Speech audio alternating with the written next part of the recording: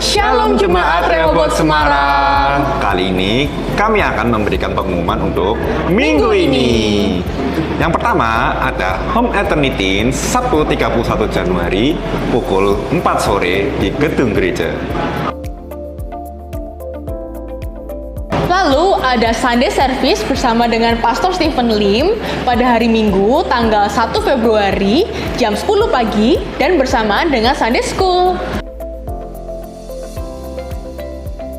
Apabila Bapak Ibu ingin memberikan persembahan, bisa memberikan persembahan di kotak-kotak persembahan sekitar Bapak Ibu.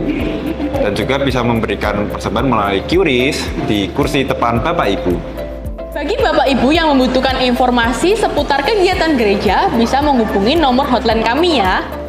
Jangan lupa untuk mengikuti sosial media gereja di YouTube, Instagram, dan juga di WhatsApp channel.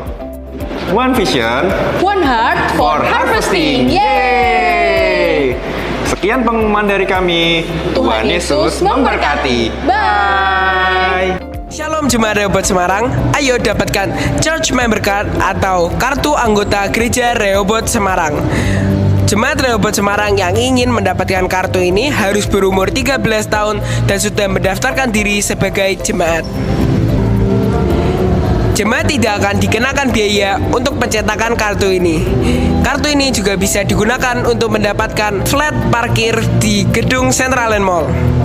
Jangan lupa, sebentar lagi gereja kita akan merayakan ulang tahun yang keempat dengan tema Back to 80s atau kembali ke zaman 80-an. Sampai jumpa and God bless us all. Bye-bye.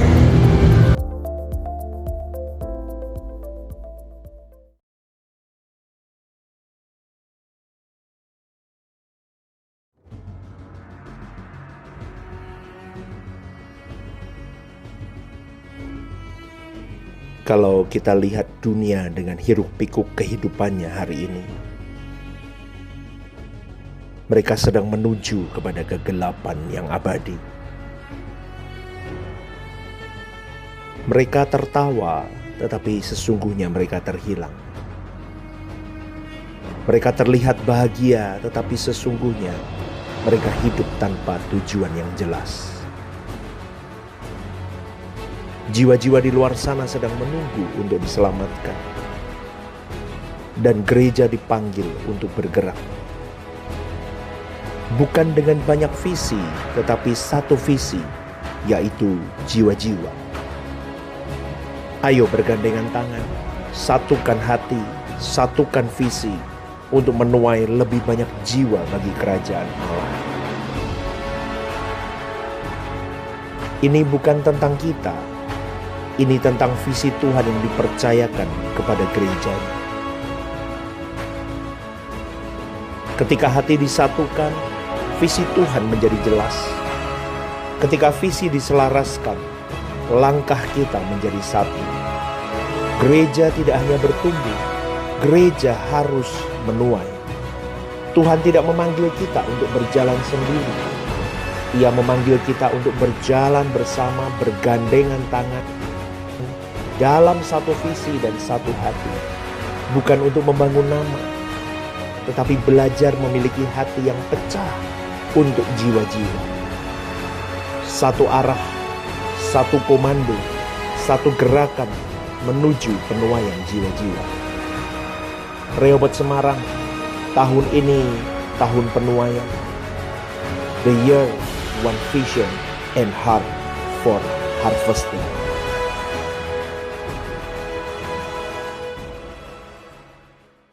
Bapak Ibu, kemarin minggu itu saya ngomong tentang begini. Ini kepikiran di kepala saya supaya kalian sadar bahwa iman itu didasari dengan 3 layer. Ini perenungan saya dengan Tuhan. Yang pertama karena kasih rencana Allah, rencana Bapa. YouTube-nya sudah tampil sih, tapi saya ulang dikit. Di dalam iman itu, layer iman ini ada kasih Bapa di dalamnya dan ada pribadi Tuhan Yesus.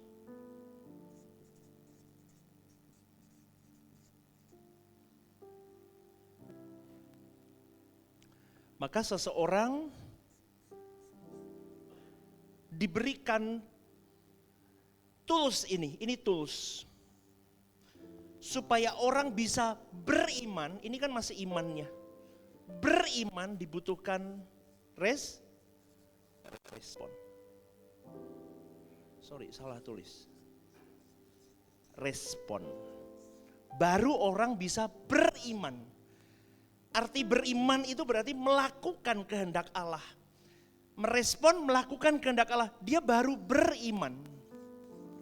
Maksudnya gimana, Pastor? Berimannya dia memandang Yesus. Setuju gak nih?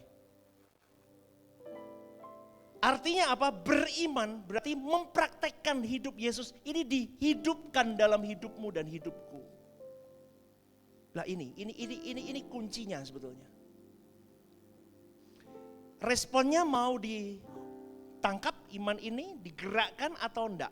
Kalau tidak ya berarti tidak beriman. Kalau Anda tangkap dan gerak ya berarti beriman, gitu aja. Ngerti enggak di sini saudaraku? Ya, karena setelah saya bahas hari Minggu kemarin itu, saya di tempat tidur, sebelum tidur sama anak saya Jaden sama istri saya PA dulu ini, dia mau tanya ini lebih dalam. Debat ini dan itu, ketemu akhirnya. Saya jelaskan lebih detail lagi. Bapak Ibu di sini nangkep gak? Nangkep ya. Salah satu yang saya mau jelaskan dari minggu lalu sampai hari ini adalah bagaimana kita, jadi begini, iman tanpa perbuatan mati. Maka iman harus dengan perbuatan. Jadi Bapak Ibu yang dikasih oleh Tuhan, kalau Anda beriman berarti Anda perbuatanmu menampilkan Kristus. Salah satu yang mau saya bahas sejak kemarin adalah bagaimana Kristus memimpin selama dia hidup di bumi ini. Maka timbul satu kalimat yang saya suka saudaraku, yaitu ini agak goyang-goyang. Oke. Servant leadership.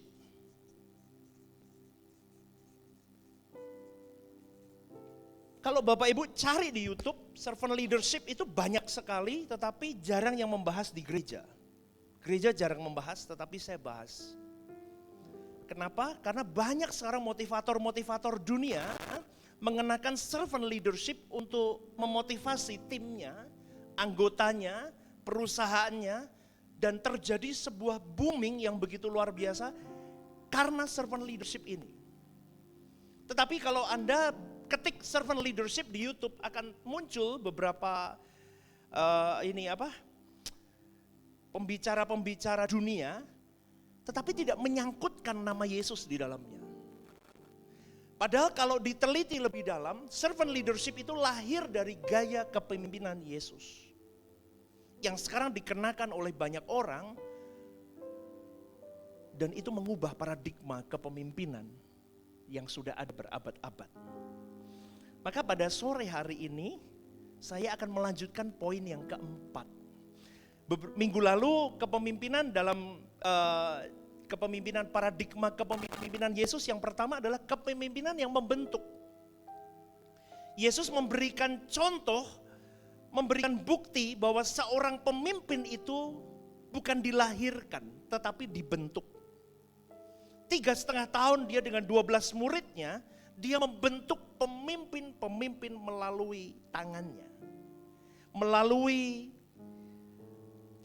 apa ya kalau boleh dikatakan, teladan hidupnya. 3,5 tahun itu bagaimana murid-muridnya 12 orang itu melihat cara Yesus memimpin dan dia bentuk murid-muridnya itu menjadi pemimpin-pemimpin selanjutnya. Dan di situ Yesus membreakdown bahwa pemimpin itu bukan dilahirkan tetapi dibentuk. Maka pada sore malam hari ini kita mau refresh yang minggu lalu. Pemimpin itu dibentuk. Dan gaya kepemimpinan Yesus adalah membentuk para murid-muridnya. Mengubahkan paradigmanya. Yang kedua, mentransformasi. Kepemimpinan Yesus adalah mentransformasi dari seseorang, mengubah dari cara berpikirnya, cara dia memimpin, cara dia melakukan apapun perasaannya, kehendaknya, diubah. Itu cara Yesus mengubah orang-orang yang ada di sampingnya. Karena Yesus berkata begini, kalau seseorang ada di posisi puncak dan dia tidak mengubah orang lain yang ada di bawahnya, berarti dia bukan seorang pemimpin. Seorang pemimpin disebut pemimpin kalau dia bisa mengubah orang yang mengikutinya. Katakan amin.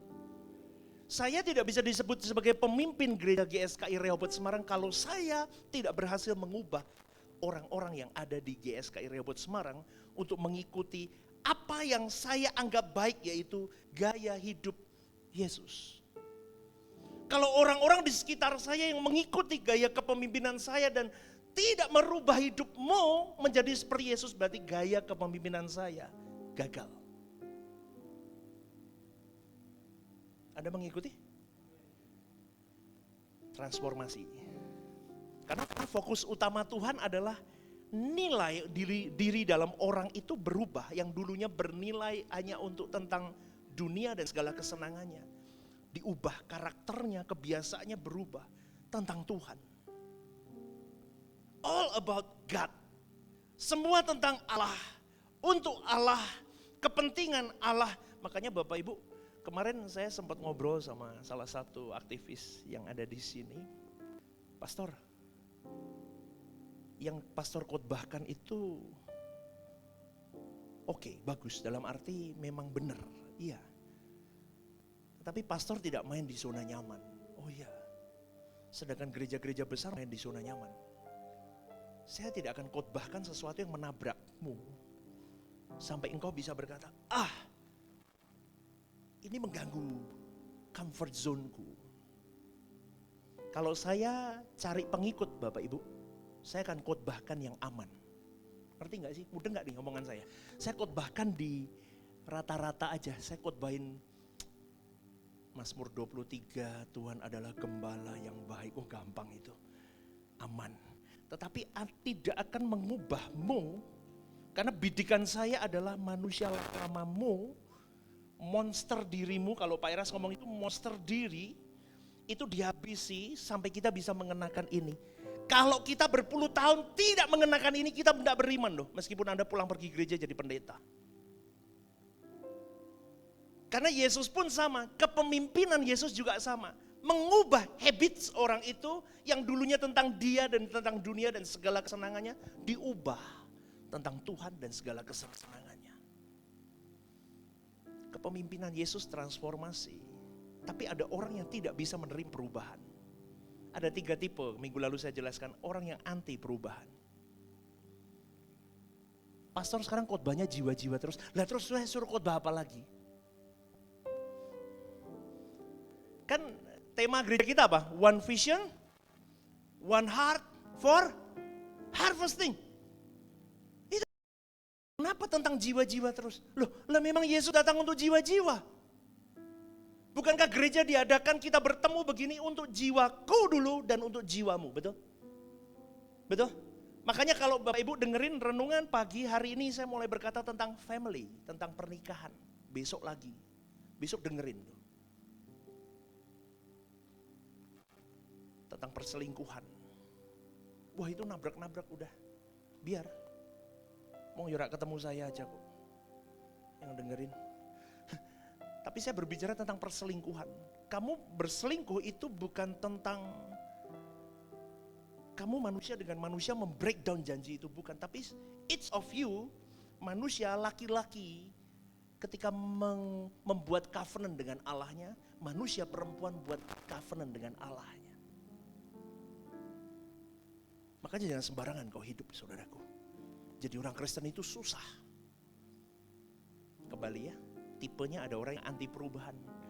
Yang seri yang kedua ada orang yang ikuti perubahan, pokoknya asal nyemplung. Dia gak peduli apapun, nyemplung aja. Tapi yang Tuhan mau adalah tipe yang ketiga, menjadi agen perubahan.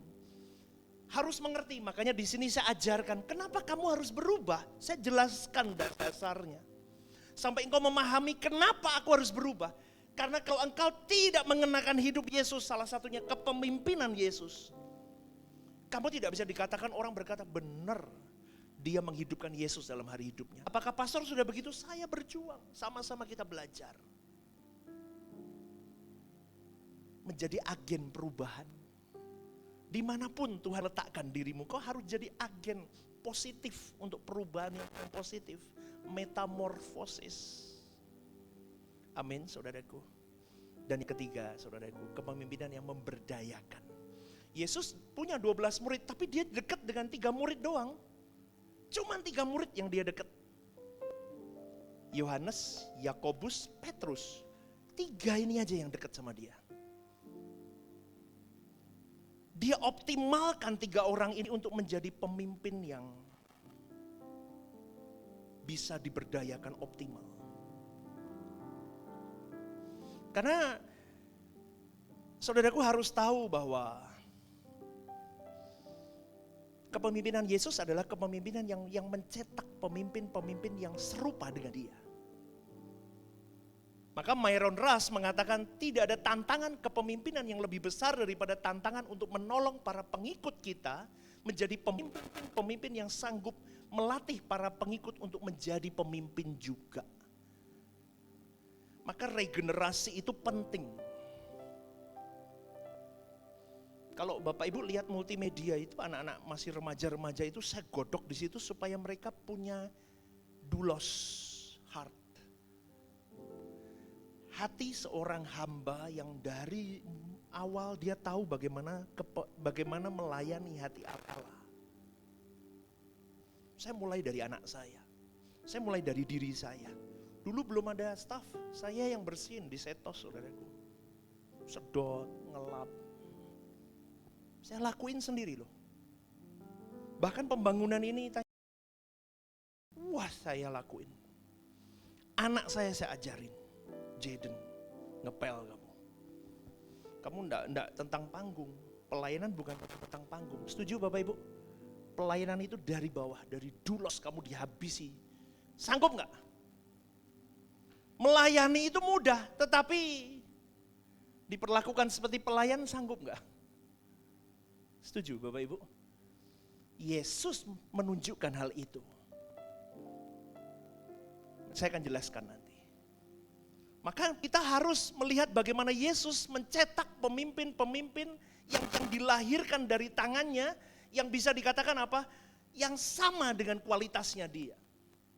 Maka itu yang harus kita lanjutkan, tongkat estafet itu melalui diri kita dulu. John Maxwell mengatakan begini, bahwa dalam hukum kepemimpinan prinsip seperti ini disebut lingkungan sepergaulan, yakni potensi seorang pemimpin ditentukan oleh mereka yang paling dekat dengannya. Makanya saya selalu ngomong, jangan sembarangan kumpul. Kalau kau kumpul dengan orang yang berintegritas tinggi, kau akan punya integritas tinggi. Kalau kau kumpul dengan orang sembarangan, kau akan sembarangan. Yesus memberi contoh 3 orang dekatku. Layer 1ku, layer 2ku, layer 3ku itu ada. Maka siapa yang dekat denganmu hari ini akan mempengaruhi caramu berpikir, caramu bertindak, caramu berperasaan, caramu ambil keputusan. Maka hati-hati, kalau hidup orang-orang di sekitarmu tidak seperti Yesus, jangan saudaraku, kau akan terkhamiri dan kau akan hilang. Amin saudaraku, amin. Keunggulan seorang pemimpin bukanlah diukur dari hal yang dapat dilakukannya, melainkan dengan hal yang dapat dilakukan oleh mantan pengikutnya. Kalau orang di bawahmu bisa melakukan lebih hebat dari apa yang kita lakukan, kita berhasil. Ini yang seharusnya kita pikirkan. Yesus bukanlah seorang pemimpin yang agung karena dia bisa buat mujizat ini dan itu. Bukan karena banyak orang mengikuti Yesus. Tetapi Yesus agung karena pengikutnya mencapai hal-hal yang besar bagi Allah Bapa. Maka keberhasilan seorang pemimpin selalu berdasarkan bukan selalu berdasarkan apa yang terlihat, tetapi hasil dari orang-orang yang mengikutinya itu kualitasnya bagaimana. Itu yang seharusnya kita pikirkan hari ini, saudaraku. Nah, itu 3 poin minggu lalu yang saya sampaikan sekilas. Anda masih ingat semuanya? Duh, takut ngomongnya ya. Anda masih ingat? Berikan tepuk tangan untuk Tuhan. Sekarang poin yang keempat. Poin yang keempat adalah gaya kepemimpinan Yesus, yaitu kepemimpinan yang melayani. Saudaraku, di zaman Yesus ada, saya mencoba mencari informasi, ada 2 gaya kepemimpinan yang sangat mendominasi di zaman Yesus. Yang pertama adalah kepemimpinan Romawi. Di zaman Yesus, pada era kelahiran dan kehidupan Yesus, saudaraku, kekaisaran Romawi itu menguasai dunia, termasuk Palestina. Tempat di mana Yesus dilahirkan dan dibesarkan. Pada waktu itu kekaisaran Romawi sedang mencapai puncak tertingginya. Dia baru jaya-jayanya Romawi zaman Yesus. Maka Kaisar Agustus menawarkan kedamaian, keamanan dan semuanya akan baik. Tapi untuk semua jajahan Romawi itu dijanjikan kamu akan baik-baik aja. Tetapi kamu harus menandatangani sebuah perjanjian denganku. Bentar ya.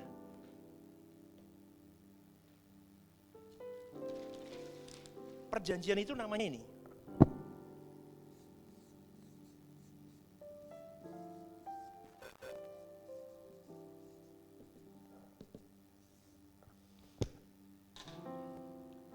Kaisar Agustus menawarkan kepada semua bangsa jajahannya dan dikatakan kalau kamu mau gabung di Pax Romana ini, perjanjian damai yang saya terapkan, kamu aman.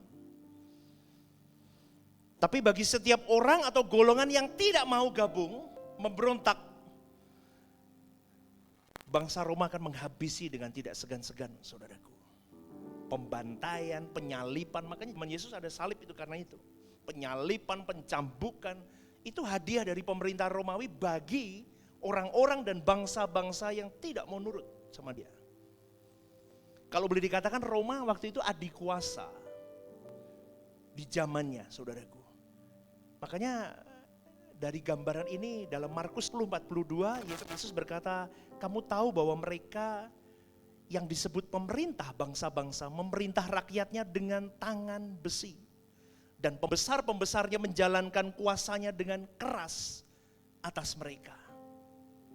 Bagi saya, saudaraku, pemerintahan Romawi pada waktu itu bisa saya katakan mewakili pemikiran bahwa berbicara tentang kepemimpinan, tentang leadership adalah berbicara tentang jabatan, tentang kuasa, tentang pengendalian. Betul Bapak Ibu? Ya. Karena tanpa jabatan, tanpa kuasa, tanpa pengendalian tidak mungkin seseorang dapat memimpin. Konsep ini melekat sekali di dalam politik Roma hari itu. Oleh karena itu tidaklah mengherankan kalau orang Yahudi pun punya konsep yang serupa dengan orang-orang Roma. Konsep ini akan kita rasakan ketika kita melihat orang-orang Yahudi di zaman Yesus memiliki pengharapan tentang datangnya seorang Mesias atau Kristus itu di dalam hidup mereka. Karena Mesias atau penyelamat yang mereka pahami, orang Yahudi pahami adalah seorang keturunan Raja Daud yang pastinya akan memulihkan kembali kejayaan bangsa Israel seperti yang mereka impikan. Coba ini ada kolerasinya semua. Karena Raja Daud zaman itu bisa jaya bangsa Israel. Mungkin dengan adanya Mesias keturunan Daud ini, bangsa ini bisa terbebas dari jajahan Roma. Maka konsep Mesias menurut orang Yahudi adalah Mesias politik, saudaraku. Konsep itu kuat tertanam, tertambat dalam pikiran mereka. Apalagi di zaman Yesus hidup. Karena penguasaan kekaisaran Roma pada bangsa Israel itu mempermalukan mereka. Karena mereka berpikir begini loh saudaraku. Kami ini bangsa pilihan. Kami ini bangsa pilihan Tuhan, kenapa di bawah penjajahan Roma? Ngerti gak saudaraku? Oh jangan untuk loh, amin. Berikan tepuk tangan dulu untuk Tuhan. Ya. Mereka berharap ketika Mesias datang, Mesias bisa menggulingkan Roma. Lah ini saudaraku yang mau saya katakan, karena Mesias mereka adalah Mesias politik, maka tidak heran kalau para pengikut Yesus memandang dan memahami Yesus juga sama, bahwa Mesias yang diharapkan adalah Mesias politik. Kenapa pastor ngomong begitu? Saya lihat dari ucapan kedua muridnya, ini cukup kurang ajar, Yakobus dan Yohanes ini cukup berlebih saudaraku. Di dalam Markus 10 ayat 37, dia berkata begini, Guru, perkenankanlah kami duduk dalam kemuliaan-Mu kelak. Yang seorang di sebelah kananmu, yang seorang di sebelah kiri. Yakobus sama Yohanes. Yakobus, Yohanes, Petrus ini yang dekat ngelunjak. Betul? Paham gak? Yakobus, Yohanes, Petrus itu yang dekat. Karena dekat ngelunjak. Ngomong sama gurunya. Yakobus tak di kanan, Yohanes tak di kiri. Coba dari kalimat ini, keduanya Rasul Yesus, tapi keduanya punya harapan yang akan, rasanya yang akan aku peroleh dari Yesus adalah harapan tentang dunia. Seorang di sebelah kanan, seorang di sebelah kiri itu berbicara tentang bagaimana menjadi orang kedua, orang kepercayaan di sebuah kerajaan. Para murid Yesus pada awalnya pun ingin menjadi yang terutama, menjadi pemimpin. Rebutan mereka. Kenapa? Karena menjadi pemimpin itu menjanjikan kemuliaan, kehormatan, kuasa, dan jabatan. Maka tidak heran saudaraku, rasul lain pun jadi marah karena omongan ini. Geger 10 murid lainnya geger masalah ini, mendengar Yakobus dan Yohanes ngomong begitu. Mendengar itu ke 10 murid yang lain menjadi marah kepada Yakobus dan Yohanes. Itu Markus 10 ayat 41. Tahu gak saudaraku? Ternyata setelah saya menelisik lebih dalam, ternyata murid-muridnya, kedua murid paling dekatnya Yesus pun tidak belajar bagaimana Yesus memimpin dengan menjungkir balikan kepemimpinan yang ada di zaman itu. Ternyata kedua murid yang paling dekat dengan Yesus pun diam-diam juga mengharapkan bahwa dirinya lah yang akan menjadi pemimpin, bukan yang lain. Betul gak saudaraku? Coba bayangin. Itu kepemimpinan Romawi. Yang kedua, kepemimpinan siapa di zaman Yesus? Farisi dan ahli Taurat. Selain pemerintahan Romawi waktu itu, kita akan melihat bahwa sebuah model kepemimpinan yang lain ada di zaman Yesus. yaitu kepemimpinan yang ada pada Sanhedrin. Sanhedrin adalah sebuah mahkamah Yahudi yang tujuannya untuk menegakkan pelaksanaan hukum Taurat Musa kepada masyarakat Yahudi. Tapi nggak bisa hukum mati. Tapi menjatuhkan hukuman-hukuman bisa, tapi tidak bisa sampai hukum mati. Dengan Taurat Musa.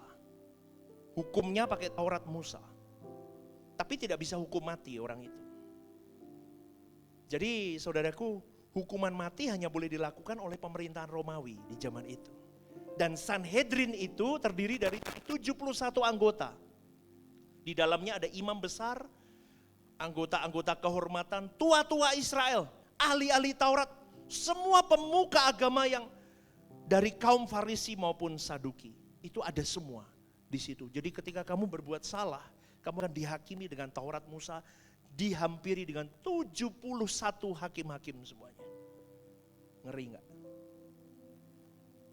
Ngeri kan saudara? Dalam masyarakat Israel, ahli Taurat, orang Farisi, Saduki punya kedudukan yang sangat terhormat.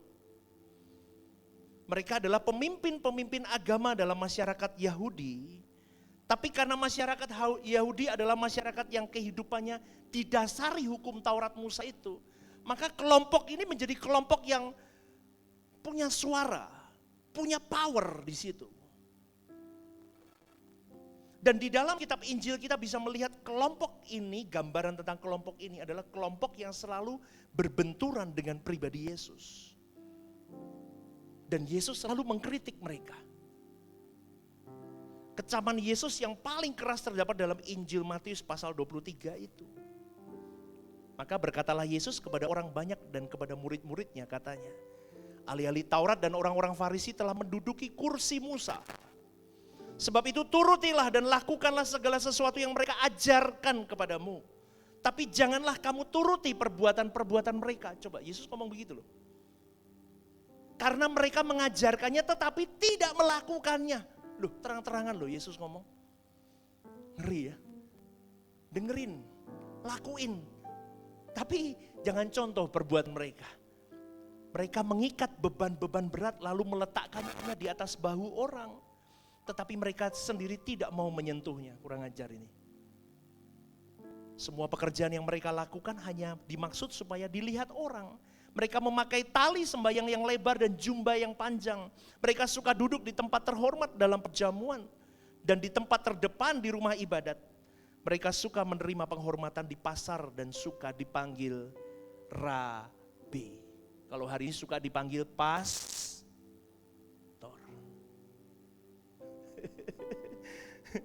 Duduk di depan, dihormati, tapi tidak melakukan firman. Mengajarkan firman tapi tidak melakukan firman. Sukanya di depan-depan biar dilihat orang terlihat suci. Dan sukanya dipanggil pas. Stephen Iling ya, ini biar menghantam saya sendiri. Kutipan ini menyebutkan bahwa ahli Taurat dan orang Farisi adalah orang-orang yang duduk di kursi Musa. Maksudnya apa? Kursi Musa adalah istilah yang digunakan untuk menunjukkan jabatan atau otoritas yang dimiliki oleh seseorang untuk menafsirkan Taurat Musa pada saat itu. Maka boleh saya katakan menduduki kursi Musa menunjukkan kepada sebuah porsi kepemimpinan yang dihormati di zaman Yahudi. Selain itu golongan ini juga digambarkan sebagai orang yang menginginkan penghormatan di tempat-tempat umum atau di masyarakat umum. Walaupun demikian saudaraku, saya cepat aja ya. Tindakan ahli Taurat dan orang Farisi ini seringkali bertentangan dengan apa yang mereka sendiri ajarkan. Bahkan perbuatan mereka seringkali menyengsarakan orang-orang kecil pada waktu itu. Oleh karena itu kepemimpinan ahli Taurat dan orang Farisi mewakili orang-orang yang berpengaruh. Tapi tidak menjadi seorang pemimpin sejati. Mereka punya konsep kepemimpinan sama dengan pengaruh, popularitas, atau jabatan. Bukankah hari ini gereja juga sama? Orang berebut jadi gembala, orang berebut jadi ketua, orang berebut jadi pastor. Supaya apa? Memiliki apa saudaraku? Popularitas, pengaruh, dan jabatan. dengan memahami model kepemimpinan yang ada pada waktu itu, saudaraku, maka apa yang ditawarkan Yesus? Yesus mengajar sebuah hal penting yang tidak pernah ada di dalam teori kepemimpinan manapun, yaitu kepemimpinan yang melayani. Dalam bukunya Chief Executive Officer, seorang penulis namanya Laurie Beth Jones mengatakan, dia, Yesus itu melayani orang-orangnya. Ada satu buku lagi yang saya dapatkan dari Charles R. Swindoll dalam bukunya Improving Yourself. Itu dikatakan begini, dia menulis begini, Yesus datang untuk melayani dan memberi. Kan beda dengan Romawi dan ahli Taurat dan orang Farisi, beda. Mereka memanipulasi, menghabisi demi dirinya. Tapi kepemimpinan Yesus, dia habiskan dirinya demi orang lain. Ini yang harusnya kita belajar, saudaraku. Maka tidak berlebihan kalau kita katakan bahwa Tuhan juga menghendaki hal yang sama. Seperti yang Yesus lakukan di dalam kepemimpinan Yesus 2000 tahun yang lalu, kita lakukan dalam diri kita. Karena kau dan saya adalah anak-anak Allah. Betul saudaraku? Kita harusnya melahirkan Yesus dalam hidup kita, karakter itu.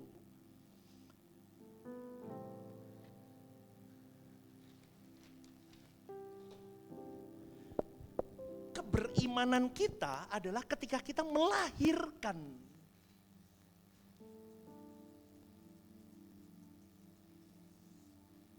karakter itu. Tuhan berkehendak untuk mengembangkan sikap melayani dan memberi dalam diri setiap anak-anaknya, sama seperti yang dimiliki oleh putra tunggalnya Yesus itu. Konsep utama Yesus tentang kepemimpinan yang melayani terlihat dalam kalimatnya berikut ini. Matius 20:25, kamu tahu bahwa pemerintah bangsa-bangsa memerintah rakyatnya dengan tangan besi. Dan pembesar-pembesar menjalankan kuasanya dengan keras atas mereka. Dari perkataan Yesus ini, dia mau membuat perbandingan bahwa kepemimpinan gaya dunia, dia menggunakan gaya otokratis. Otoriter, lebih banyak memerintah daripada menjadi teladan dan melayani pengikutnya. Lebih banyak menempatkan pemimpin sebagai bos, bukan sebagai pelayan yang harusnya memberi contoh. Maka saya rindu gereja ini menempatkan hal ini, saudaraku. Berkali-kali saya sudah katakan jangan kultuskan pendeta. Biar kita bareng-bareng melayani bareng. Amin. Halo? Setuju gak nih? Kok liatin saya gak enak begitu? Ada yang salah dengan saya? Jangan kultuskan pendeta. Biar pendeta ini, Stephen Lim ini jadi contoh. Bagaimana menerapkan servant leadership. Gak gampang memang. Percuma kita punya kognitif hebat, makanya saya ngomong minggu lalu, hari Minggu, GSKI doktrinnya itu sudah kalau dukun itu ya, saudaraku, bertapa itu ilmu 9 GSKI sudah ke-10 mungkin, sudah sakti, sudah terbang Bapak Ibu. Betul, saya nggak bohong, nggak percaya? Bapak Ibu ikutin doktrin GSKI, denger gini-gini tiap minggu, kamu dengerin khotbah lain, sepo. Koyo jeruk manis itu, kamu makan jeruk lokalan, nyam kok enggak ada manisnya ya. Itu.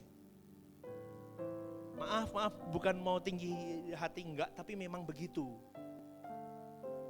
Kamu dengerin begini modelnya pam, terus kamu dengerin yang enggak bisa. Sudah sampai di tingkat ini, tapi kalau kamu tidak actionnya tidak sebanding, tidak mengejar perbuatanmu. Tadi ini. Tanpa perbuatan zero. Dan GSKI banyak di situ. Ribut. Pelayanan ribut. Gereja itu kan banyak begitu. Ribut aja di dalam. Gak usah ribut. Selesaikan dirimu, selesai. Apa yang diributin sebetulnya?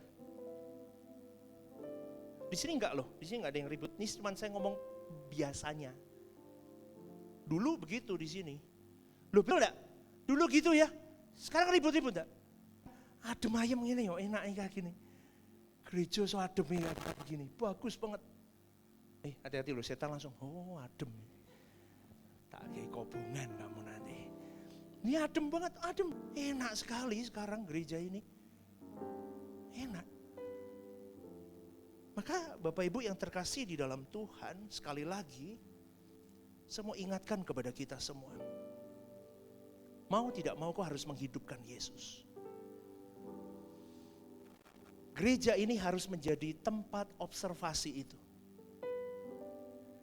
Karena kalau kau dan saya memimpin dengan cara yang otokratis atau otoriter, tidak mau merendahkan diri di hadapan pengikutnya, apalagi melayani pengikutnya, nggak bisa, saudara. Maka gereja ini tidak menerapkan kasih agape. Sebaliknya Yesus mengajarkan melayani pengikutnya. Makanya dia cuci kaki murid-muridnya. Dia tidak menguasai. Maka semua pemimpin termasuk saya tidak menguasai engkau. Kau bukan milikku, kau milik Tuhan. Amin. Amin. Tapi biarkan gaya saya hidup, gaya saya melayani, api pelayanan saya, ambisi pelayanan saya, mengimpartasi kalian untuk serius sama Tuhan. Maka pemimpin sendiri harus tenggelam di dalam hidup Yesus dulu. Jadi gak usah diperintah, gak usah merintah, tapi biarkan dirimu menjadi proyek percontohan para pengikutmu untuk mengikuti apa yang kau lakukan. Amin gak saudaraku? Beri tepuk tangan dulu dong untuk Tuhan. Kenapa sih ngomong amin tuh susah toh? Amin, amin. Gereja lain amin gitu ya. Dia amin, amin. Ya wis lah. Memang begitu kok. Saya pulang itu setiap kali pulang dari gereja, saya masih ngobrol sama istri saya. Ih gereja kok angin tuh ngomong amin. Lah memang gayane jemaatmu memang tegang-tegang koyo dosen sama murid begitu. Oh ya sudahlah, ya sudah. Saudaraku, lanjut ya, amin. Tidak boleh ngantuk ya. Oke. Maka di dalam nats itu dikatakan, di dalam Markus 10 ayat 43 sampai 44 dikatakan begini saudara. Tidaklah demikian di antara kamu, barang siapa ingin menjadi besar di antara kamu, hendaklah ia menjadi pelayanmu. Dan barang siapa ingin menjadi yang terkemuka di antara kamu, hendaklah ia menjadi hamba untuk semuanya. Dari nats ini jelas ajaran Yesus bahwa langkah pertama untuk menjadi seorang pemimpin adalah belajar mengikuti dengan cara memposisikan dirimu menjadi seorang hamba. Hamba selalu mengikuti apa yang dikatakan tuannya. Tuan kita Yesus. Amin. Pada waktu Yesus menyampaikan kalimatnya itu, ia ingin mengakhiri kontroversi antara murid-muridnya. Siapa yang terbesar? Semua murid-murid itu adalah pemimpin yang sedang dipersiapkan, sedang dimatangkan supaya mereka menjadi seorang pemimpin yang bisa meledakkan sesuatu. Mengadakan transformasi di zamannya. Dimanapun murid-murid itu nanti diletakkan Tuhan. Sama dengan gereja ini pun juga sama. Meskipun Anda bukan pemimpin di dalam gereja ini, Anda pemimpin di rumah. Aku belum punya keluarga, kau pimpin dirimu dulu. Kau seorang pemimpin untuk memimpin dirimu. Gak usah bingung rebut jiwa orang di luar sana, rebut jiwamu. Pimpin dirimu, rubah rutinitasmu. Cari Tuhan, tenggelam sama Tuhan, sampai kau habis untuk Tuhan. Baru kau sibuk dengan orang dekatmu di keluargamu, pasanganmu. Bagaimana merebut jiwa pasanganmu untuk Tuhan. Gak usah ngimpi, gereja hari ini jangkau jiwa sampai ke pedalaman, anakmu gak kamu urusin. Saya menangani kasus perceraian gara-gara pelayanan banyak loh. Karena tidak diurusi keluarganya, mamanya trip masuk pedalaman, karena cari misi. Anaknya nggak makan, suaminya nggak makan, nggak ada yang ngurusi. Bahasa Jawa rano yang ngopeni. Tapi dia mau cari jiwa-jiwa. Itu sebuah kebodohan, saudaraku. Betul nggak? Setuju nggak? Beresi dulu. Tuhan rindu keluargamu dimenangkan, anakmu dimenangkan, orang tuamu menantumu, mertuamu dimenangkan. Ini settle up, baru keluar. Jangan keluar dalam kocar-kacir. Itu yang saya mau katakan, saudaraku. Anda dan saya semuanya pemimpin. Senggol kiri kanannya, kau pemimpin. Kita pemimpin. Maka ini dimasukkan di dalam pikiran kita bahwa aku seorang pemimpin. Aku tidak boleh hidup sembarangan. Tapi persoalannya adalah murid-murid dikacaukan oleh pemahaman yang salah tentang kepemimpinan. Mereka lebih cenderung memahami kepemimpinan sebagai tadi, tangan besi, seperti kepemimpinan yang saya contohkan tadi. Pada waktu Yesus berkata, jikalau kamu ingin menjadi yang pertama, maksudnya begini. Kalau dia menunjukkan begini, kepemimpinan yang artinya pertama di dalam barisan atau kumpulan.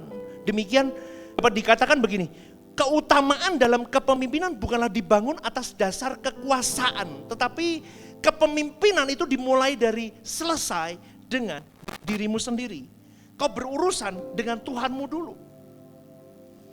Artinya kau mulai shape yourself dulu. Saya sadar ini. Dan saya bertobat pada waktu itu, saudaraku. Saya mendapatkan tema-tema ini ketika saya kuliah dulu. Ini saya suka sekali. Karena itu menjungkir balikkan cara saya berpikir tentang kepemimpinan. Saya tahu setiap orang ingin jadi yang pertama. Semua muridnya juga sama. Tapi persoalannya adalah apakah kita mau menjadi seorang hamba atau pelayan. Kalau kau mau menghamba, kau habis dengan hidupmu. Kau baru bisa jadi yang pertama. Itu kata Tuhan. Karena yang terbesar adalah yang melayani, bukan yang dilayani. Maka modalnya apa, pastor? Berarti kalau ditarik lagi lebih dalam, modalnya adalah hati seorang hamba. Yesus mengajarkan kepemimpinan hamba dan melayani. Maka sekali lagi saudaraku, coba ini sebagai perenungan yang sebetulnya kepemimpinan Romawi dan kepemimpinan Sanhedrin itu masih ada sampai sekarang. Bercokol gayanya. Kepemimpinan Yesus yang jarang ditemukan. Karena memang watak seorang manusia itu pada dasarnya dalam karakter dosa yang ingin menguasai orang lain. Betul nggak? Luki mudeng apa enggak sih? Betul enggak? Sukanya menguasai orang lain. Menjajah itu jadi habit orang, naturnya manusia. Maka kenakan karakter Kristus, kepemimpinan Allah Yesus yang dimulai dari penundukan diri kepada Allah. Yesus berkata, aku tidak dapat berbuat apa-apa dari diriku sendiri. Dia sadar semua dari Bapa. Ini menunjukkan bahwa Yesus sendiri hidup sepenuhnya tunduk kepada kehendak Bapanya. Maka kau dan saya harus sadar dulu bahwa aku hidup di dalam kehendak Bapa. Dimulai dan diakhiri dengan maunya Bapa dalam hidupku. Maunya Bapa kita mencontoh hidup Yesus. Maka aku berjuang hidup seperti Yesus hidup. Supaya aku memulai hidupku dan menutup hidupku di bumi ini tepat sesuai dengan kehendak Bapa. Maka Elohim Yahweh disenangkan. Dan orang yang belum mati terhadap kehendak dirinya tidak bisa mengenakan kehendak Bapa secara utuh, proporsional.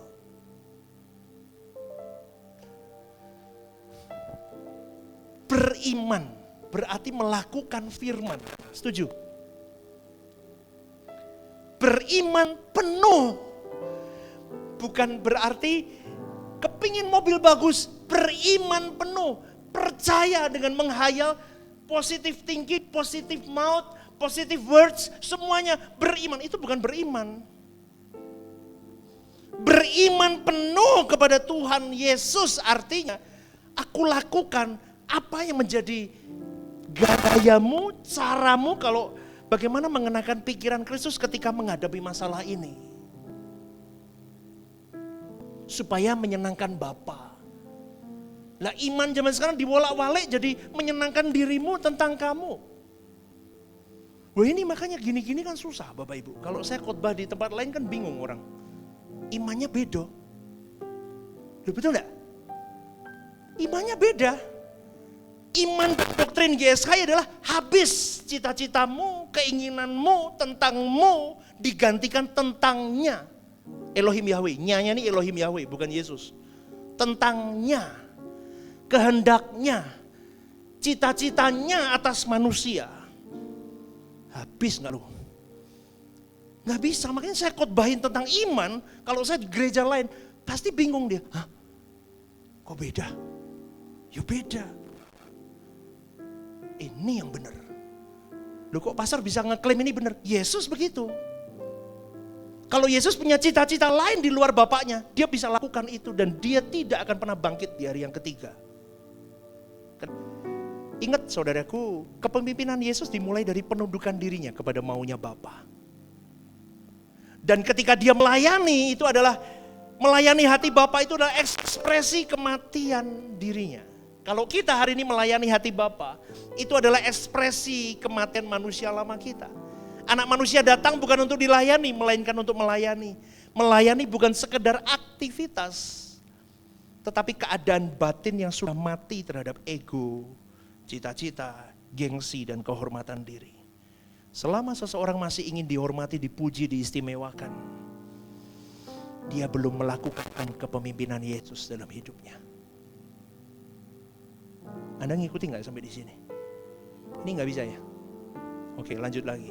Saudaraku, kepemimpinan itu bukan mencari pengikut, tapi membentuk murid. Katakan amin. Yesus tidak menciptakan pengagum, tetapi menciptakan murid yang mau menyangkal diri. Gereja ini juga sama. Makanya dari awal, maaf ya saya ngomong berkali-kali, saya paham. Ada gereja-gereja yang ada sosok-sosok di situ. Tapi please, kau membuat Tuhan cemburu dengan hal itu. Halo? Rehoboth Semarang udah bukan tentang Stephen Lim, tapi tentang dia. Coba, dengerin. Dalam hidup Yesus sebagai manusia, Yesus telah mempersembahkan apa? Doa dan permohonan dengan ratap tangis dan keluhan kepada Bapa.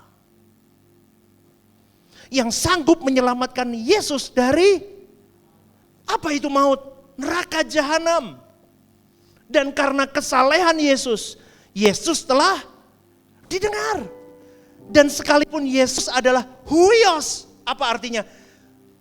Inilah anakku, kepadamulah aku berkenan. Anak artinya Bapa berkenan sama dia. Yesus telah belajar menjadi taat dari apa yang telah dideritanya. Dan sesudah Yesus mencapai kesempurnaannya, kapan mencapai kesempurnaannya? Ketika dia tetelestai, sudah selesai. Ia menjadi pokok keselamatan. Makanya bisa dikatakan yang sulung. Kalau dikatakan sulung berarti ada adiknya. Setuju gak?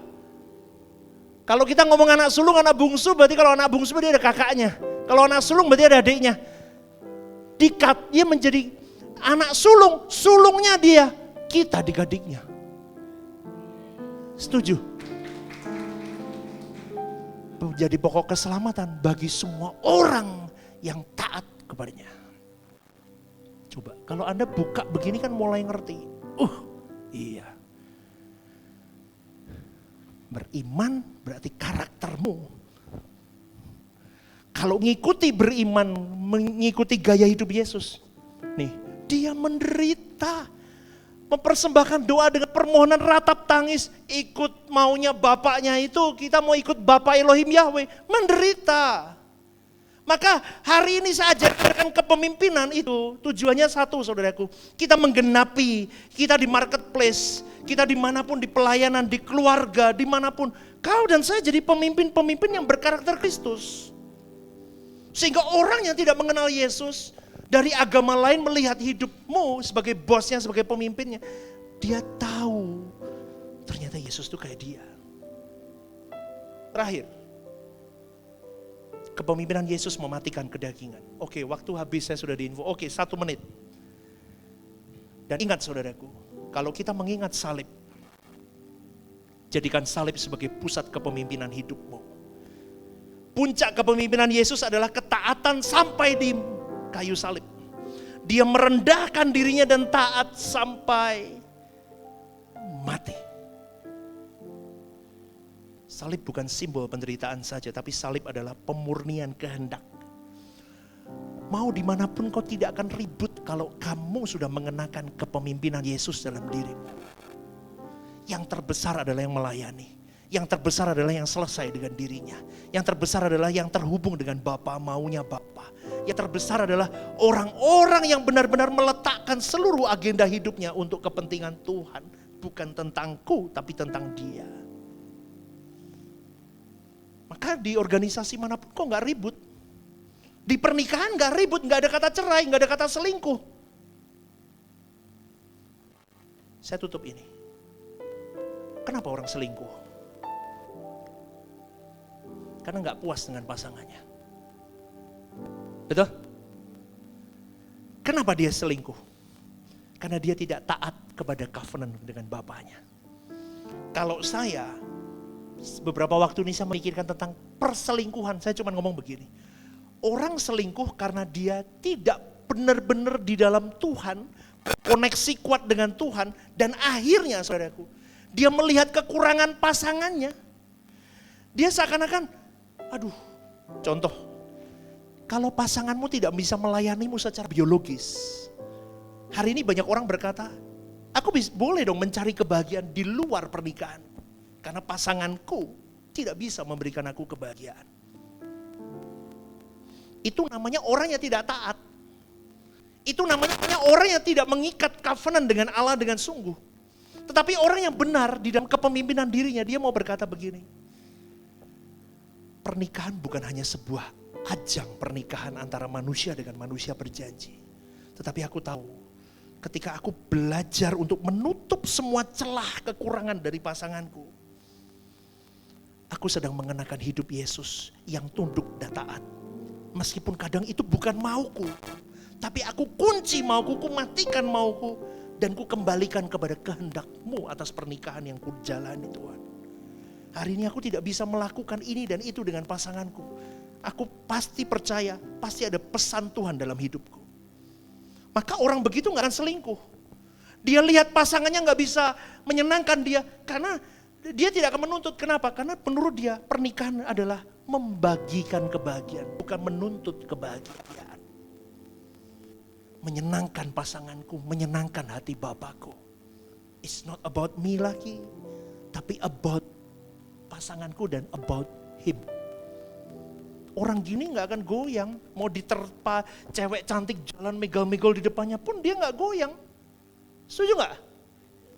Mau ayu nih koyo apapun, tetap ayu bojoku. Loh kok guyune mesemnya gak enak ta? Kenapa? Covenantku sama istriku lebih tinggi, lebih cantik daripada wajahmu hanya sementara. Gak ada selingkuh, makanya jangan chat-chat sama lawan jenis malam-malam. Setuju gak nih? Halo? Wes, SD bojo dewe-dewe. Gak usah chat-chat. Kalau mau chat-chat malam-malam tentang pekerjaan, tentang pelayanan, pastikan pasanganmu tahu. Jangan diumpet-umpetin. Masuk-masuk di kamar mandi, nah itu dah tuh. Itu buka celah tuh. Handphone. Dah, cek, istri cek, nggak usah dipin-pin ruwet sampai istrinya nggak bisa ngecek. Setuju nggak? Istriku nggak pernah ngecek sih. Saya nggak pernah ngecek, punya istri saya juga. Ngapain? Jangan selingkuh, hatimu rusak nanti. Jangan buka celah. Bukan punyamu, jangan diambil. Bukan milikmu, nggak usah diingini. Udah pasanganmu itu, lu tapi cerewet jebol, pas udah salahmu, kayak milih dulu, nggak mau pilih dulu. Kamu dicek dulu dong, ada bibit cerigisnya nggak? Kalau ada bibit ceriwisnya jangan dipilih. Tapi pastor ini main tangan. Lah kenapa? Ada sebab, ada akibat. Bicarakan semua hal. Saya sama istri saya bicarakan semua hal. Dari kehidupan seks sampai kehidupan apapun, detail saya bicarakan. Saya ajak dia duduk. Saya kalau sama istri saya begitu duduk. Tapi perempuan itu hati-hati bapak-bapak. Itu waktu pas dia lego ya, atau senyum-senyum baru kamu dudukin. Ojo pas senewen. Habis kamu ya dudukin, cari caranya ngobrol ya. Dia suka apa kue Bandung, kasih kue Bandung dulu baru ngomong. Ces, yang aku mau ngomong. Lah baru terus. Kalau intonasinya tinggi, bapak-bapak dengerin. Kamu enggak usah tinggi, tenang. Oh iya. Ya, oke. Nek gini piye? Kalau gini gimana? Itu cara saya. Tapi kadang tantrum kan. Kentip gitu terus kan enggak bisa kekontrol. Kadang perempuan begitu Bapak Ibu. Sikap ambung. Selesai. Itu biasa jurus saya. Ces, selesai. Dia ces langsung. Biasa saya tutup dengan doa bersama. Saya punya satu konsep sama istri saya. Masalah apapun jangan lewatin malam mau tidur. Selesai dulu. Besok pagi udah fresh. Dan aku tidak mau terganggu hubunganku sama Tuhan gara-gara masalah. Tapi kalau orang udah dewasa, matang sama Tuhan, kelihatannya pernikahan gak ada masalah udah. Orang tahu ributi saya. Tuh ada duit, happy, gak ada duit, cukup happy, tetap happy lah. Ada masalah, bareng-bareng. Salah, ditopang bareng gak nyalahin. Asik loh. Asik bener. Makanya saya ngomong apa-apa, hidup yang saya lalui hari ini adalah hidup yang sangat luar biasa. Saya rindu Bapak Ibu juga mengalami hal yang sama. Ayo kenakan hidup Yesus dalam hidup kita. Amin saudaraku, berikan tepuk tangan yuk bagi berdiri.